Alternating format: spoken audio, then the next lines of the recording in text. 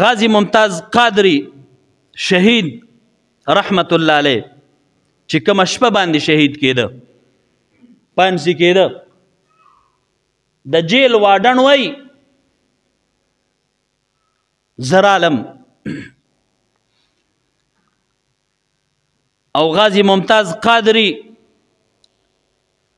شهید رحمت الله علیه د پانسه په کمره کې وو، 15 منټه ټیم لا پانسه تپاتیو او غازی ممتاز قادری شهید رحمت الله علیه اقدام را ودانګل او د پانسه هغه ګارډ او هغه کم ځای کې رسید هغې ته زور کو.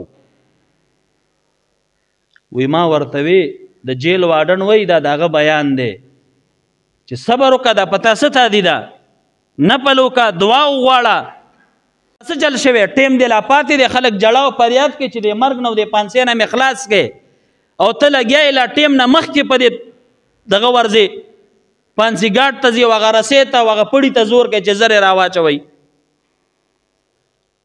وی دی بیا کېناسته، وی چې یو منټ تیر شو نو بیا یې هغه کس ته چغې والې چې یاله زر دا دغه کولاو کا، د پانسي ګاډ دغه کړکۍ او دروازه کولاو که زر ورځم.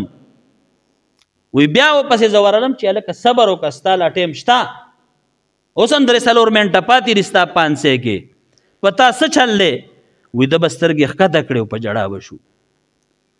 په دویم ځل بیا یې سترګې ښکته کړې په ژړا شو. وی ما ورته وی د جیل هغه واډن وی ما ورته وی چې وجه څه ده، څه چل دی؟ وی ما ته وایي چې په ما ډېره تادي ده، تا ته خو د پانسۍ هغه پړی او تخته تا ته ښکاري، خو لیکن اخوا ده ته د دوانو جهانو سردار مبارک نه ښکاري.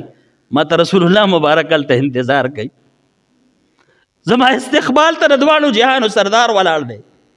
په ما تادي ځکه ده ما زر ورپرېږده چې زما مرۍ ته دا پړی راچوي. زما وروڼو هغه خلک کامیاب دي چې چا په ناموس رسالت او په عقیدې د ختم نبوت باندې غیرت کړی دی. رسول الله علیه السلام استقبال ته جیل له راغلی دی، یاد ساتئ. هغه وایي ما ته ښکاري زه په دې سترګو وینم خو تا ته نه ښکاري. د جیل واډن ډزر ورکوله او چې ورځمه غاړې ته دا رسۍ واچوم چې رسول الله علیه السلام سره مې ملاقات وشي. انشاءالله حوض کوثر باندې به هغه کسان د رسول الله علیه السلام د لاسو مبارکو هغه ډک جامونه څکي چې چا په دې عقیده او په ناموس رسالت او په ختم نبوت باندې غیرت وکړه. الله دې ایمانی جذبه زموږ ټولو نصیب کړي. اقول قولي هذا استغفر